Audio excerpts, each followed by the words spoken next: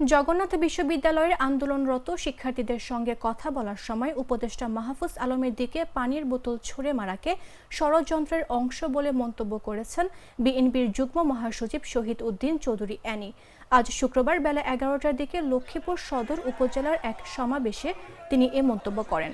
জবি শিক্ষার্থীদের আন্দোলনের বিষয়ে তিনি বলেন, জগন্নাথ বিশ্ববিদ্যালয় থেকে একটা মিছিল আসছে, অনেক মিছিলই ঢাকা শহরে হচ্ছে, এদের সঙ্গে বসতে হবে, এদের প্রতিনিধির সঙ্গে আলোচনা করতে হবে, আলোচনা করে আবার বিদায় দিতে হবে।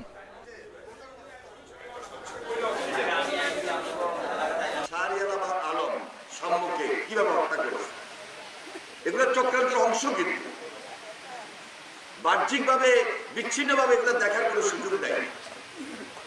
কেউ কেউ এই পরিবেশটাকে গোলাটে করতে চায়। এরপরে দেখেন জগন্নাথ বিশ্ববিদ্যালয় থেকে একটা মিছিল আসছে, অনেক মিছিলে তো ঢাকা শহরে এইভাবে হইতেছে। এদের সঙ্গে বসতে হবে, এদের প্রতিনিধিকে নিয়ে আলোচনা করতে হবে, আলোচনা করে আবার বিদায়ও দিতে হবে।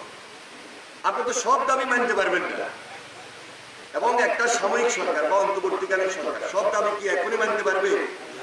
যেখানে 17 বছর লুটপাট হয়েছে, 17 বছর অত্যাচার অনিয়ম হয়েছে, এর ভিতরে আবার ষড়যন্ত্র ঢুকছে। তাহলে ষড়যন্ত্রটা কি?